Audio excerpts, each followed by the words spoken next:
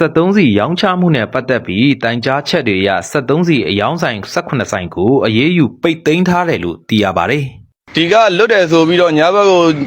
စောင့်အိတ်တယ်ရောဗာရောညာရောပြောတယ်။နော်ကျွန်တော်တို့အချိန်တွေကအားနေရမဟုတ်ဘူးဒီမှာဒီလူ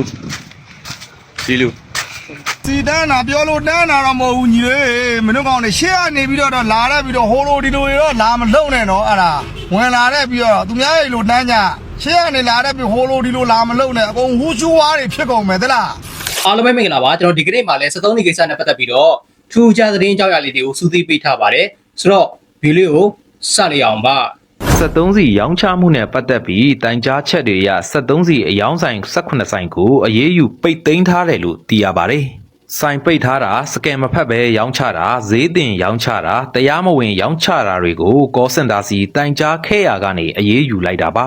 ရလန်အနေနဲ့73စီအယောင်းဆိုင်18ဆိုင်ကိုယာယီပိတ်သိမ်းတာတာဝန်ရှိသူတွေကိုအရေးယူတာလုပ်ထားကြောင်းစွမ်းအင်ဝန်ကြီးဌာနကဆိုပါတယ်နေပြီးတော့ရန်ကုန်မန္တလေးနဲ့မွန်ပြည်နယ်တို့မှာရှိတဲ့73စီအယောင်းဆိုင်တွေကိုယာယီပိတ်သိမ်းလိုက်တာဖြစ်ပြီးတခြားအယောင်းဆိုင်တွေကိုလည်းသတိပေးနေပါတယ်QR ကုတ်မဖတ်ပဲရောင်းချနေတဲ့နေပြည်တော်မှာ3ဆိုင်ရန်ကုန်မှာ4ဆိုင်မန္တလေးမှာ10ဆိုင်နဲ့တောင်ကြီးမြို့တို့မှာ9ဆိုင်တို့ကိုပြင်းထန်စွာသတိပေးထားတယ်လို့ဆိုပါတယ်ဝယ်ယူသုံးစွဲသူတွေကိုထိခိုက်စေတဲ့ဆိုင်ပိတ်ထားတာစီခိုးရောင်းတာစကင်မဖတ်တာဈေးတင်ရောင်းချတာတွေလုပ်ရင် call center ကိုတိုင်ကြားနိုင်တယ်လို့ဖော်ပြထားပါတယ်ကားတွေစိုက်ကယ်တွေကိုစကင်ဖတ်ရောင်းချရမှာလိုင်စင်အပွားတွေနဲ့ထုတ်ယူမှုတွေရှိနေတာကြောင့်လိုင်စင်အမှန်ပိုင်ရှင်တွေ73စီထုတ်မရဖြစ်နေကြပါတယ်လမ်းပေါ်မှာစုံမခွဲသွားခိုင်းတဲ့စနစ်ကိုပယ်ဖျက်တော့မယ်လို့သိရပါတယ်ဒီတိုင်းမှာသူများတကားတွေအကုန်လုံးတန်းစီပြီးတော့လာနေတာ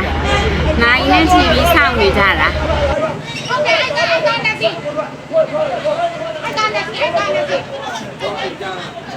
ဒါတော့ကားရဲ့ကြားဖြတ်ဝင်လို့ပြဿနာဖြစ်တယ်လို့သိရပါတယ်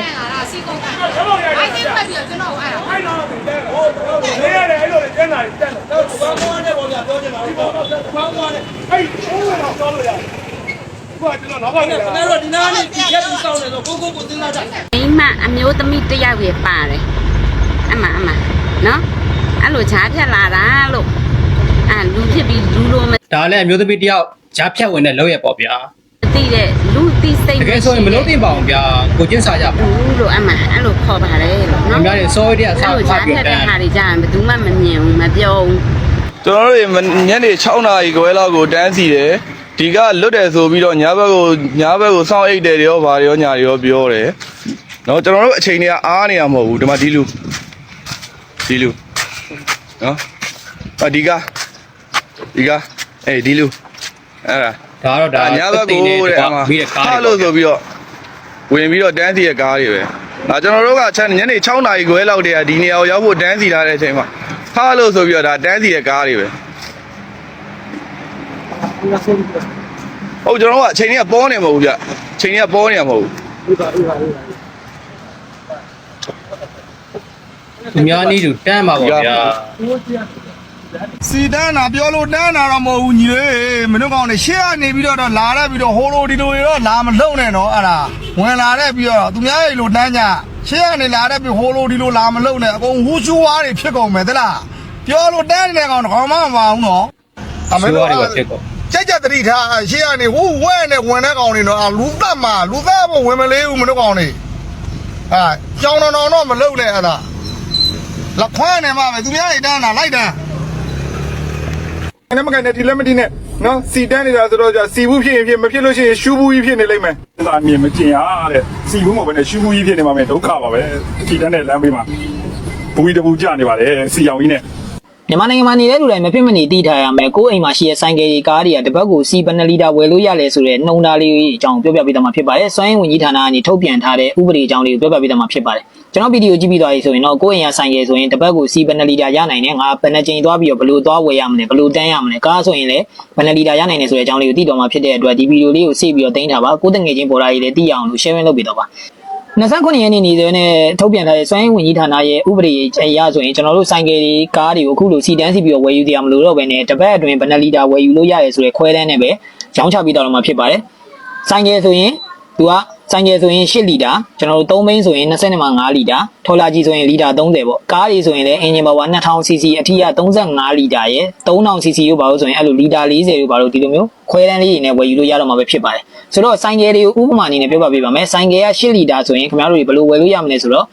တပတ်ကိုအများဆုံး2ကြိမ်အထိပဲခင်ဗျားတို့ထွက်ပြီးတော့ဝယ်လို့ရမယ်သူကဘယ်လိုမျိုးလဲဆိုတော့ကျွန်တော်တို့စူပါကက်တွေ1တန်းနေဆိုရင်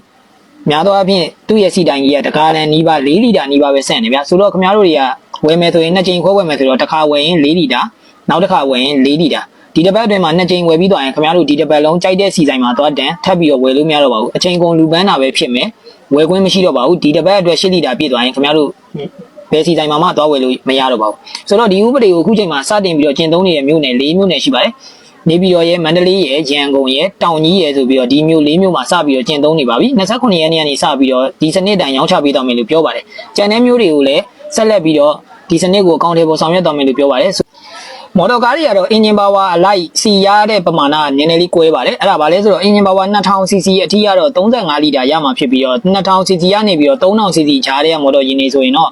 လီတာ40ရမှာဖြစ်ပါတယ် 3000cc အထက်ယာဉ်တွေကတော့45လီတာရမှာဖြစ်ပါတယ်အဲ့ဒါတွေကလည်းတပတ်အတွင်း2ကြိမ်ပဲခွဲဝယ်လို့ရပါမယ်ဥပမာအနေနဲ့40လီတာရတဲ့ကားတစ်စီးဆိုရင်ပထမတစ်ကြိမ်20လီတာခွဲဝယ်ပြီးဒုတိယတစ်ကြိမ်20လီတာခွဲဝယ်လို့ရပါတယ်ဆိုတော့ဒီတပတ်အတွင်းမှာခင်ဗျားအဲ့ဒီလို2ကြိမ်ဝယ်ပြီးသွားလို့လီတာ40ပြည့်သွားပြီဆိုရင်တပတ်လုံးစီထက်ဝယ်လို့မရတော့ပါဘူးတချို့တွေကကတိကတက်မေးမှရှိပါတယ်အဲ့ဒါဘာလဲဆိုတော့ကျွန်တော်ကဒီတပတ်မှာလီတာ20ပဲဝယ်မယ်နောက်တပတ်ကျမှလီတာ60ပေါင်းဝယ်လို့ရတာအဲ့လိုမျိုးလုံးဝလုံးလို့မရပါဘူးဆိုင်ငယ်တွေလည်းအတူတူပဲဒီတပတ်မှာ8လီတာရတယ်ငါကတော့ဒီတပတ်ကို4လီတာပဲဝယ်မယ်နောက်တစ်ပတ်ကျမှ12လီတာဝယ်လိုက်မယ်ဆိုပြီးတော့လုံးလို့မရပါဘူးအားလုံးပဲဒီကူတွေအကြောင်းကိုတေချာလေးဖတ်သွားပြီးတော့ကိုရမယ့်ခွဲတန်းကိုတေချာမှတ်တော့ပါ နိုင်ငံရေးအကျင့်ပြတ်ခြားစားမှုဆိုတာဘာလဲပြီးအောင်ကြည့်လိုက်ပါတေချာပေါက်တစ်ခုခုရပါစီမယ်ကျောင်းဘောလုံးကဲမှာတငယ်ချင်းတွေနဲ့ဘောလုံးကန်နေရလို့မြင်အောင်ကြည့်လိုက်ပါဂိုးသမားကလွယ်ရင်ဘယ်သူမှလက်ကိုမတုံးရဘူးဆိုတဲ့ရှင်းလင်းတဲ့စီမံတစ်ခုရှိပါတယ်ဒီအချိန်မှာကစားသမားတစ်ယောက်ကဘောလုံးကိုလက်နဲ့ကင်ဝင်ရဖို့ဒိုင်လူကြီးကိုပတ်စံ1000ခိုးပေးလိုက်တယ်ဆိုပြီးစဉ်းစားကြည့်ပါဒါကတခြားကစားသမားတွေအတွက်လုံးဝတရားမျှတမှုမရှိသလိုပါဝင်ကစားနေတဲ့လူတိုင်းအတွက်ကစားပွဲကိုလုံးဝပျက်စီးသွားစီမှာပါနိုင်ငံရေးအကျင့်ပြတ်ခြားစားမှုဆိုတာဒိုင်လူကြီးကိုခိုးပြီးလက်ထိုးတဲ့လုပ်ရက်နဲ့အရန်ကိုဆင်တူပါတယ်လူအများအတွက်စီးမြင့်တွေချမှတ်ဖို့အာဏာပေးခံရတဲ့သူတွေကအများပြည်သူကိုအကျိုးပြုဖို့အစားကိုကျိုးအတွက်အဲ့ဒီအာဏာကိုအသုံးပြုတဲ့အခါမျိုးမှာဒါမျိုးဖြစ်လာတာပါနိုင်ငံရေးအကျင့်ပြတ်ခြားစားမှုဆိုတာလေဒီသဘောတရားပဲဖြစ်ပါတယ်။ကွာခြားသွားတာကဒီခါကစာသင်ခန်းထဲမှာမဟုတ်ဘဲနဲ့အစိုးရအဆင့်မှာဖြစ်ပွားနေပြီးတော့လူအများကြီးရဲ့ဘဝကိုထိခိုက်တက်ရောက်စေတာဖြစ်ပါတယ်။နိုင်ငံရေးအကျင့်ပြတ်ခြားစားမှု နိုင်ငံတကာနိုင်ငံဆင်းရဲနေရတဲ့အဓိကအကြောင်းရင်းရတယ်အဲ့ဒါပဲဗျ ဆိုတာကိုအများပြည်သူကယုံကြည်လို့ပေးရထားတဲ့အာဏာကိုကိုကျိုးအတွက်မတရားသုံးစွဲခြင်းကိုဆိုလိုပါတယ်။ပို့ပြီးလွယ်လွယ်ပြောရရင်ဒီအစိုးရအရာရှိတွေနိုင်ငံရေးခေါင်းဆောင်တွေဒါမှမဟုတ်ဆုံးဖြတ်ပိုင်ခွင့်ရှိသူတွေကပြည်သူအကျိုးအတွက်ဆောင်ရွက်ရမယ့်အစားမိမိကိုယ်ကျိုးမိသားစုတငယ်ချင်းဒါမှမဟုတ်ငွေကြေးချမ်းသာသူတွေကိုအကျိုးအမြတ်ရဖို့သူတို့ရဲ့အာဏာကိုအလွဲသုံးစားလုပ်တာဖြစ်ပါတယ်။ဒီနေရာမှာအကျိုးအမြတ်ဆိုတာပတ်စံတန်ဖိုးကြီးလက်ဆောင်အလုပ်အကိုင်စီးပွားရေးအခွင့်အရေးဒါမှမဟုတ်နိုင်ငံရေးအရာထောက်ခံမှုတွေလည်းဖြစ်နိုင်ပါတယ်အဓိကအချက်ကတော့ပြည်သူကယုံကြည်လို့အာဏာအနှင်းထားတာကိုကိုယ်ပိုင်အကျိုးစီးပွားအတွက်လက်နက်တစ်ခုလိုပြောင်းလဲသုံးစွဲလိုက်တာဖြစ်ပါတယ်ဒီလိုကိစ္စမျိုးတွေဘယ်လိုဖြစ်လာသလဲဆိုတာကိုအစဉ်လိုက်ကြည့်အောင်ပါပထမဆုံးအနေနဲ့ကတော့တာဝန်ရှိသူတယောက်ကိုအများပြည်သူပိုင်ငွေကိုစီမံခန့်ခွဲခွင့်စီမံကိန်းလုပ်ငန်းတွေဘယ်ကုမ္ပဏီကိုပေးမလဲဆိုတာကိုဆုံးဖြတ်ခွင့်ဒါမှမဟုတ်လုပ်ငန်းခွင့်ပြုမိန်အာဏာတွေချထားပေးနိုင်ခွင့်စတဲ့အာဏာတွေကိုပေးရထားပါတယ်ဒုတိယအဆင့်မှာတော့စီးပွားရေးလုပ်ငန်းရှင်တယောက်ဒါမှမဟုတ်အကျိုးစီးပွားလိုချင်သူတယောက်ကပတ်စံလက်ဆောင်ဒါမှမဟုတ်အကူအညီတစ်ခုခုကိုပေးပြီးတော့သူတို့လိုချင်တဲ့ဆုံးဖြတ်ချက်ရလာအောင်တိတ်စိတ်ကြိုးစားပါတယ်တတိယအဆင့်မှာတော့အဲ့ဒီအရာရှိကပြည်သူအကျိုးကိုမစင်စားတော့ဘဲနဲ့သူရရှိမယ့်အကျိုးအမြတ်ပေါ်မှာပဲအခြေခံပြီးဆုံးဖြတ်ချက်ချလိုက်တာဖြစ်ပါတယ်နောက်ဆုံးရလဒ်အနေနဲ့ပြည်သူတွေသာနစ်နာရပါတယ်လမ်းတွေဟာအရေးသေးမကောင်းပဲနဲ့ခဏလေးနဲ့ပျက်စီးသွားနိုင်တယ်လို့ကျောင်းတွေမှာဘတ်ဂျက်မလုံတော့တာစေးရုံတွေမှာစေဝါမရှိတာမျိုးတွေဖြစ်လာပြီးညှမျှတတာရှင်ပြိုင်လောက်ကင်ခြင်းသူတွေရဲ့အခွင့်အရေးတွေဆုံးရှုံးသွားရပါတယ်လက်ထိုးတဲ့ဆိုတာဆုံးဖြတ်ချက်တွေကိုမတရားလွှမ်းမိုးနိုင်ဖို့ပေးကမ်းတဲ့ငွေကြေးဒါမှမဟုတ်လက်ဆောင်ကိုဆိုလိုတာဖြစ်ပါတယ်ဒီအကြောင်းအရာကဒီနေ့ခေတ်ကမ္ဘာနိုင်ငံရေးမှာအလွန်အရေးကြီးနေစေဖြစ်ပါတယ်အဓိကအကြောင်းရင်းကတော့အကျင့်ပြတ်ခြားစားမှုကယုံကြည်မှုကိုဖျက်ဆီးပြလို့ဖြစ်ပါတယ်ပြည်သူတွေကသူတို့ရဲ့ခေါင်းဆောင်တွေကိုအများပြည်သူအတွက်မဟုတ်ဘဲနဲ့ကိုကျိုးအတွက်သာအလုံးလုံးနေတယ်လို့ခံစားလာရတဲ့အခါရွေးကောက်ပွဲတွေဥပဒေတွေနဲ့အစိုးရအဖွဲ့အစည်းတွေအပေါ်ယုံကြည်မှုကျဆင်းသွားပါတယ်ဒါကစီးပွားရေးဖွံ့ဖြိုးတိုးတက်မှုကိုနှိမ့်ကွေးစေပြီးတော့ဆင်းရဲနံပါတ်မှုကိုတိုးပွားစေနိုင်တယ်လို့နိုင်ငံရဲ့တည်ငြိမ်အေးချမ်းမှုကိုပါထိခိုက်စေပါတယ်နိုင်ငံတစ်နိုင်ငံတွင်းမှာဖြစ်နေတဲ့အကျင့်မဲ့ခြားစားမှုကနိုင်ငံတကာကုန်သွယ်ရေး ကုညီထောက်ပံ့မှုရင်းနှီးမြှုပ်နှံမှုနဲ့ငြိမ်းချမ်းရေးဆိုင်ရာဆွေးနွေးမှုတွေအထိပါကြရိုက်ခတ်မှုတွေဖြစ်ပေါ်စေနေပါတယ်အဆုံးသတ်အနေနဲ့ပြောရရင်နိုင်ငံရေးအကျင့်ပြတ်ခြစားမှုဆိုတာပတ်စံခိုးတာတတ်တယ်မဟုတ်ဘဲနဲ့အဓိကကတော့ပြည်သူရဲ့ယုံကြည်မှုကိုချိုးဖောက်ဖျက်ဆီးတာဖြစ်ပါတယ်အများပြည်သူကပေးရထားတဲ့အာဏာကိုအများအကျိုးအတွက်သုံးရမယ့်အစားကိုယ်ပိုင်အကျိုးစီးပွားနိုင်ငံရေးအကျိုးစီးပွားအတွက်သုံးလိုက်တဲ့အခါစနစ်တစ်ခုလုံးကတရားမျှတမှုကင်းမဲ့သွားပါတယ်ဒီအကြောင်းအရာကိုမှန်မှန်ကန်ကန်နားလည်ထားခြင်းအပြင်နိုင်ငံရေးမှာယူသားမှုတာဝန်ခံမှုနဲ့ပွင့်လင်းမြင်သာမှုတွေဘာကြောင့်ဒီလောက်တောင်အရေးကြီးရတယ်လဲဆိုတာကိုလူတိုင်းပို့ပြီးရှင်းလင်းစွာသဘောပေါက်နိုင်မှာဖြစ်ပါတယ်ဟုတ်ကဲ့ပါတည်င်းနဲ့လူစုမသားတဲ့အကြောင်းအရာလေးတွေကိုနေ့စဉ်ပုံမှာတက်ဆက်ပေးမှာဖြစ်လို့ကျွန်တော်ရဲ့ channel လေးကိုလည်း like and subscribe နှိပ်ထားနိုင်ပါတယ်ဒီဗီဒီယိုနဲ့ပတ်သက်ပြီးတော့မိတ်ဆွေတို့ရဲ့ဒီမျိုးဆက်ချက်လေးတွေကိုလည်းအောက် comment မှာရေးပေးတော့ခဲ့ပါဦးခင်ဗျာ